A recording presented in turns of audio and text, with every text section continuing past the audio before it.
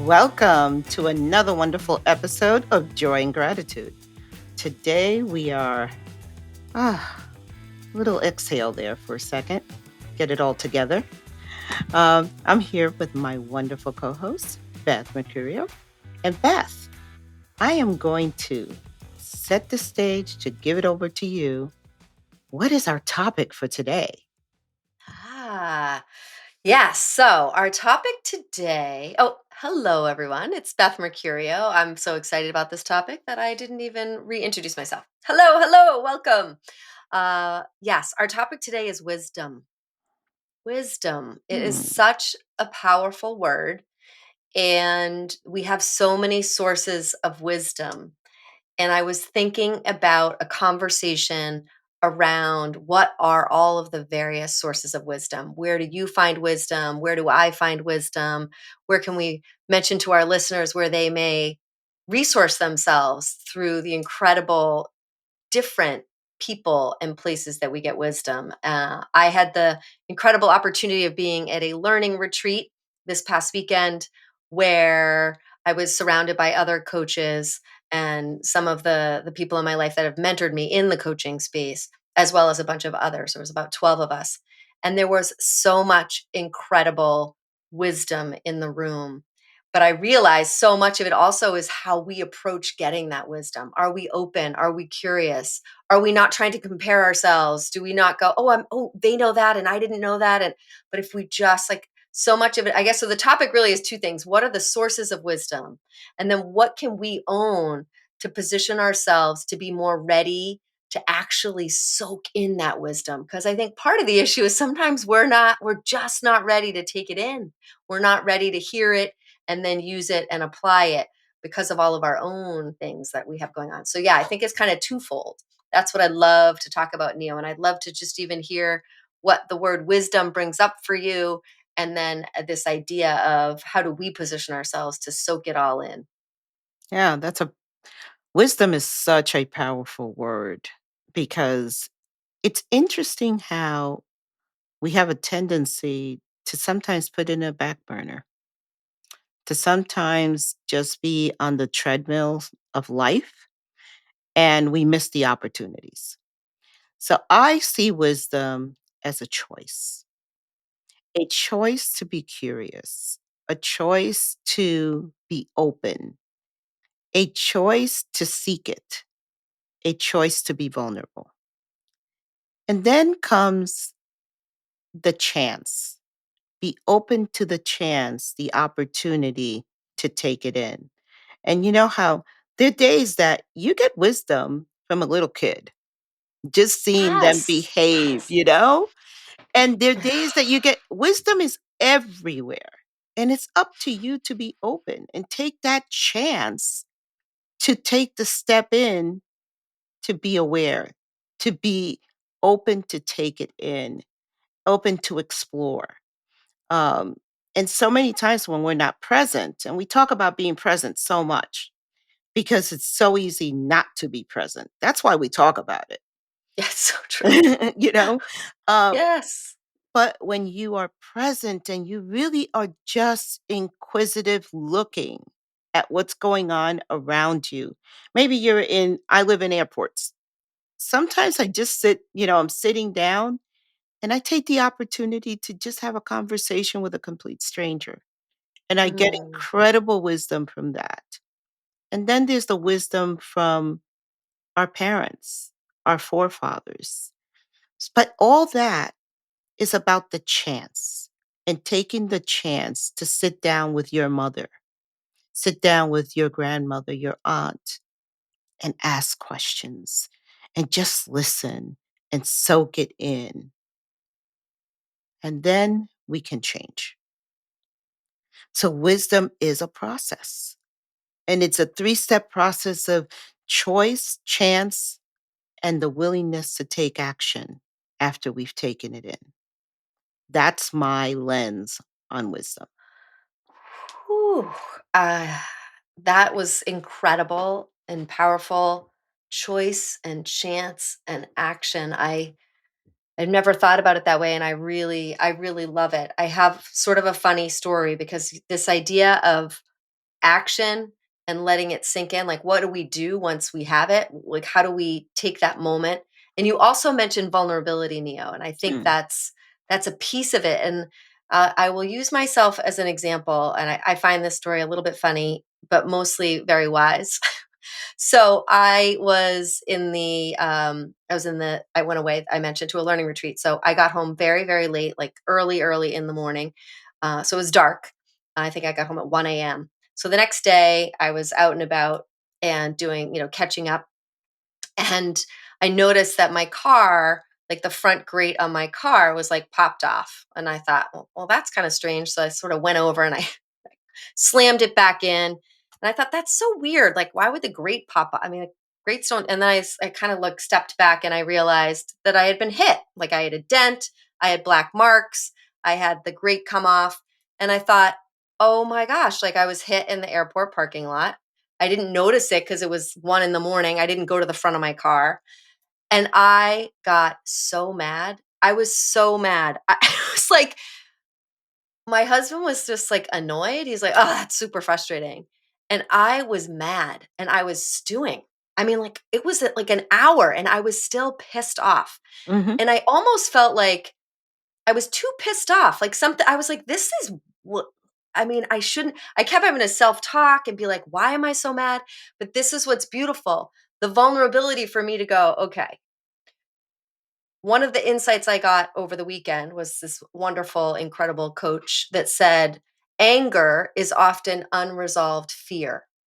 So if you get angry, you better take a moment to figure out what fear is driving that anger. And I was like, oh, that's really interesting. And I've been like loving that. So I sat there. This is like a day later, and I'm going, you're really angry. So what are you afraid of? Like, what is going on for you that you are so upset? And I realized, and this is where my vulnerability comes in, I was like, well, because now I have a dent in my car. And you know what? I know my husband, who's like kind of annoyed, but doesn't really give two shits what people think. So he's not worried about the dent in the car. And I know he's probably not planning to fix it. And I'm like, when are we fixing it? And he's just like, why would we spend the deductible? Like, who cares? And I'm like, I care. So I started to unravel it and go, oh, well, the dent in the car makes it not perfect. You know, I love things to be perfect. So I was like, oh my gosh, now I have a dent in the car. So it's not perfect. And I look like I don't know how to drive. Right. That was one. Fear one, like caring about what people think, which Yeah. is like so hardwired in me that even though I've worked so hard, this one thing came flooding back. And I was like, we're not going to get the car fixed if we don't get the car fixed. So that all started happening. And that was fear one. Fear two, because I was really mad. I'm like, okay, you're also scared of something else. Like, what is that? And this one gets emotional. Like, I don't know if people can see me, but I get a little like wet in the eyes. I'm like, I'm scared for our world that there are people that would hit a car and not write a note. Like, I don't know about you, but I have personal accountability. And I'm like, dude, you hit a car, you write a note. You put your phone number down. You're like, I'm super sorry, but I hit your car. And I couldn't believe, I thought, well, how many people in the world like are running around like going, oh, good, no one saw me, so I can just keep going. Because there were like black marks. This wasn't like they didn't know they hit my car. Like, they They know hit they your hit my car. car and they drove away. And then I realized part of why I was so emotional was like, I'm like, it's just a fucking car. Excuse me for swearing. But like, people hit people and run away. Like, hit and runs like have so much more impact. And I just got really emotional. I was like, I am scared that people are doing that, and that this accountability at the much higher level, that personal accountability right now is scary to me. And I feel like that's what happened. So I got so pissed about a dent in my car because it was all these other things. And only now can I go, how can I be grateful? Talk about gratitude. This podcast is about joy and gratitude. How can I have gratitude that it was my car, that it has really no impact, that it doesn't really matter, right? I didn't lose a child. Nobody got hurt. I mean, there's so many much worse things that could have happened in a hit and run, and they didn't happen. But I have the wisdom to go, oh, I still have that hardwired. I still have to fight against caring what people think. That's still very alive in me. I got that wisdom pretty clear. And oh, wow, I'm scared right now about our world. I'm worried about people and how they think about personal accountability. And that just made it really fresh for me, that it feels important, especially now. Like, I've always felt that way. Like, we all have different moral codes, and you can't change other people's moral codes. But I think it made me realize that this call to be more personally accountable is very alive in me, and that really brought out for me. So that was a long story, but I can't even believe that this one thing, because I was open to the wisdom of where my anger was coming from and what was happening for me, I got such incredible insight from. And now I feel wiser, and like I have a little bit more action I can take around personal accountability and realizing what really matters. It doesn't really matter if fix my car or not, honestly. Um, and it could have been so much worse, but that's wisdom. That's learning and vulnerability. There's also nothing wrong with wanting your car to be fixed. There is nothing wrong with that because I would want my car to be fixed. So, Ah, you know, there are certain things in our life that keep us stuck. Fear is definitely one of them. Pride is another one. Um, and those two are entangled in us. And how wonderful that you paused and explored your vulnerability because there's also wisdom within you. And that's the wisdom that you tapped into. You tapped into, who am I? Oh, I got this. I understand. I'm willing to look at who I am and how I react and why I react to certain things. But, you know, the thing with wisdom is also moving past our past. I know that's using that word twice, but wisdom also comes when you are able to take your past and let it go and take the learning from it, but let it go to the point that you're not reliving it every single day, that you can, you know, I think of the anger that I had towards my ex husband. And I had this thing that I couldn't even hear his name. And I was really very, very angry. And I can say that to this day, today, I could see that man and there would be no anger because I was able to take my responsibility in the relationship and let him keep his responsibility. And once I put that past to rest, I am wiser in how I deal with others. So sometimes your past can also produce wisdom. I completely agree, and I also think that your example, which is a beautiful one, and it's a little bit relevant to the one that I mentioned as well, is this idea that our challengers, the people that we could call our enemies, the people that confront us, the people that challenge us the most, are often the ones that provide us the most incredible wisdom. And I do a gratitude practice in addition to gratitude rocks, which everybody knows about, one that's more around being centered in my body and then being grateful. And one of them, you share gratitude out to the people in your life, but very specifically, I mention to the people that I'm really struggling with, like the people that I feel that riff with. I say I'm grateful to them because they are teaching me something.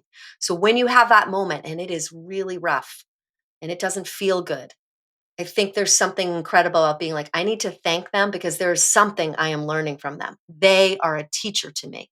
If it is making me feel this and I am struggling with them, there is something I am supposed to learn from that relationship, from that confrontation, from that conflict.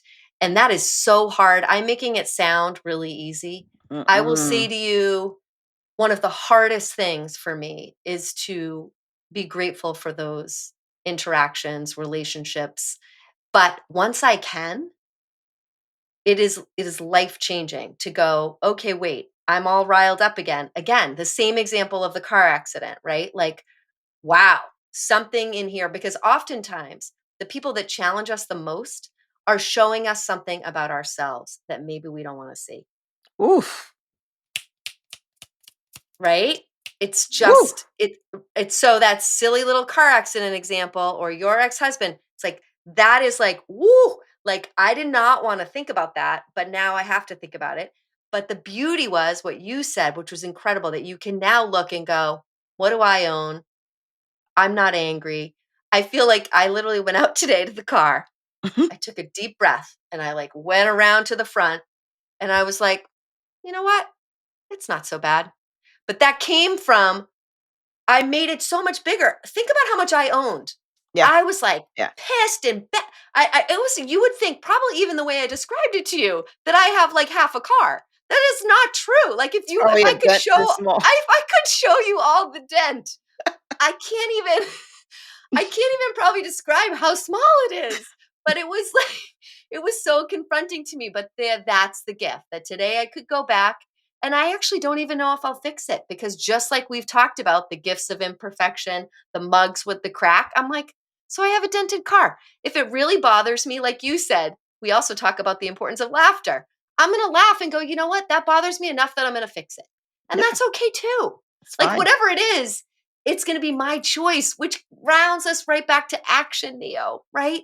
We get to do all of this choice to understand it, the chance to sort of say, can I learn about it? And I did have to ask my husband, like, I was like, I'm really angry and you're not. And he's like, yeah, I was like, okay, well, this is my chance to try to figure out why, because you clearly don't have the same issues. So let me look inward. So I love it. And then the action at the end was like, wait a minute, I get to choose whether that car dent bothers me. I get to choose whether I can't control the person that chose not to write the note, but I can make sure that, like, if ever and I'm in that instance, I'm going to remember that for me, that personal accountability is way more important.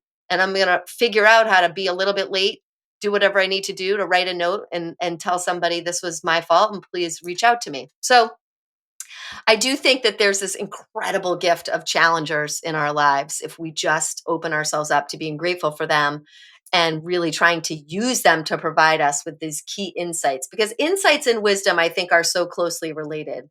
Like anytime you have an aha moment, I think it's your opportunity, your chance to go, oh, how do I create some wisdom out of this insight? Don't just let an insight hang out there. like, oh, there's that insight, and then not kind of go deeper. It's insight to like depth of learning and understanding that can create wisdom. I'm saying this now as I'm thinking about it. I'm like, it really is insights drive wisdom. If you let them, if you get vulnerable about it, if you start to really question what's going on and why something is getting you stuck, as you mentioned.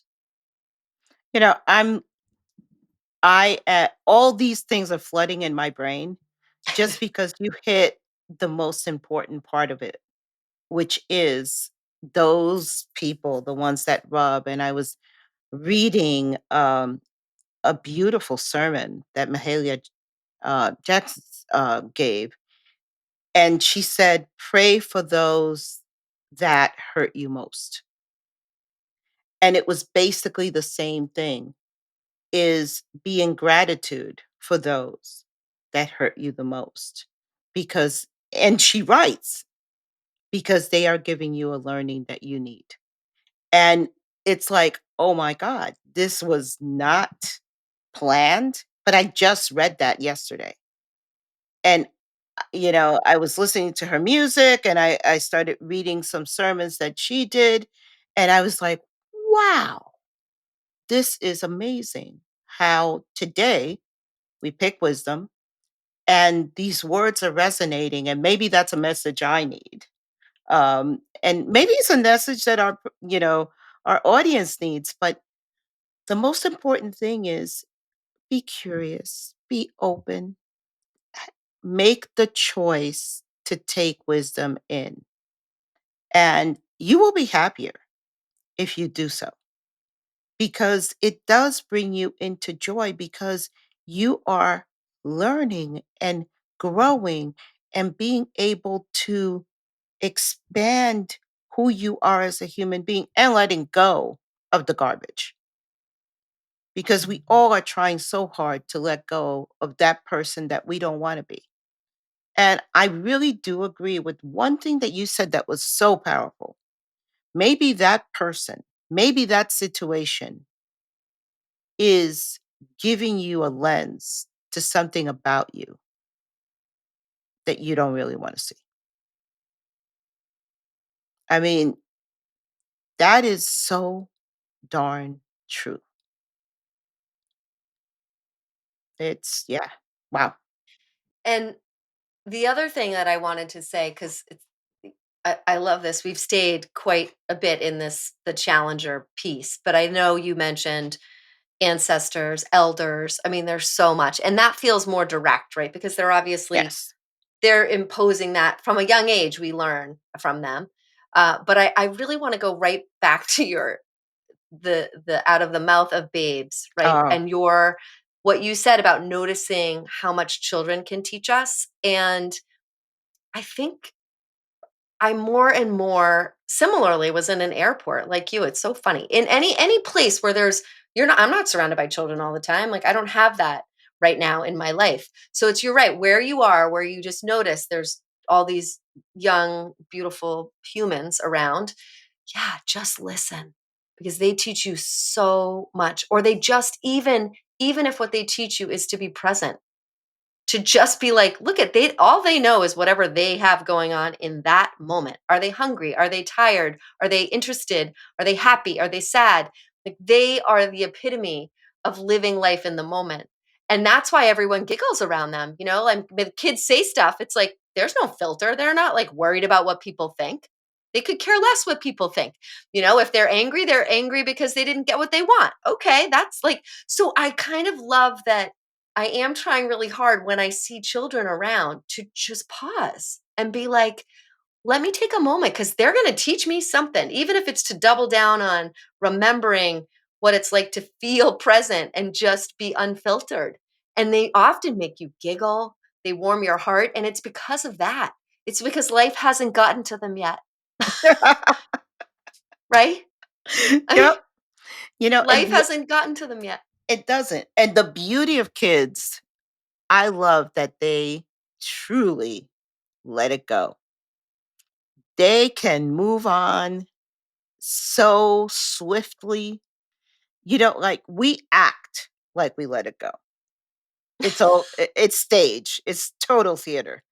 You know, we do the whole I am going to put on a brave face and we put on this smile and we act like nothing's going but inside there's this boop, boop, boop, boop, boop, boop, boop, boop, boop, and we really didn't let it go.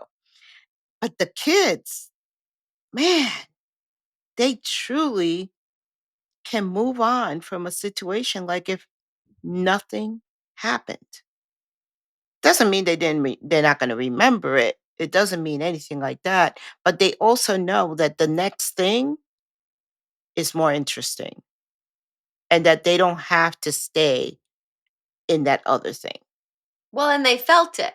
Yeah. Remember, remember, we interrupt our flow of feelings. So they're feeling it, and then they're like, okay, good. I did my 90 seconds. That came up again. I keep talking about it, but it literally Yep. came up again, not by me, but in this learning retreat. Someone was like, 90 seconds for an emotion to flow through. And I thought, there we go. So kids do that. They don't hold it. You know, we learn to then hold it. We learn to say, when you said that, all I could think of is the number of times I've said, I'm okay, when really I'm so not okay yet. Yep. But that's the letting go. I haven't really let it go. But are you okay? Yeah, I'm okay. What I need to start saying is, I'm not quite okay yet. I'm still I'm still working through it. I'm still processing it. I will be okay. I will let it go.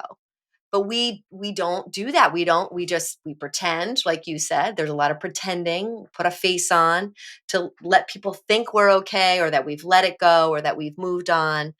And so I think you're right. The beauty of our youth and our children is that, especially the young ones, that, like I said, life hasn't quite hit them yet. They speak their truth. They feel the feels, and we can learn so much from that. Absolutely. You know, this topic has been a wonderful topic because it has let us understand that wisdom is all around us. It But is. and we have wisdom within ourselves that we can tap into at any time. And it all is about giving us the ability to make the choice, take the chance, and flow into action from the wisdom that we derive. And with that, I think of two songs. I'm going old school, people. First song is Tupac and Let Knowledge Drop. It basically talks about knowledge that comes from the ancestors, the real time, and through action. And it's very appropriate for all the change that's happening in this world. And the other one is Don't Know Much by Aaron Neville. And it is the sweetest song, but it basically, we don't know much, but we do know what is solidly in us, and we can always tap into it. With that, Beth, let's see what Gratitude Rocks have to say. Yes, let's do it. Let's do it. Let's do it. People can hear it if they can't see it. Reaching in.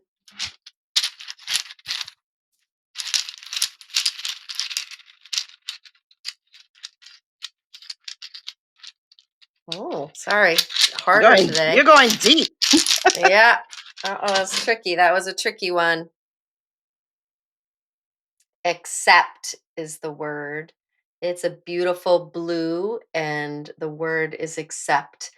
And of course, as we do this every week, it is completely amazing because it's completely aligned with what we're talking about. It goes to the wisdom within and the wisdom without on the outside of us. And we really just need to learn to accept, to be open, to be curious, and to know that even when those that challenge us, we find them really hard and things are really difficult, we need to accept that there's learning in there. There's some wisdom, there's some insight that's going to help us on our journey. How beautiful that is. So let's accept wisdom. Let's accept that we are capable of forever evolving and flowing. And more importantly, let's always stay in joy and gratitude. Have a great day.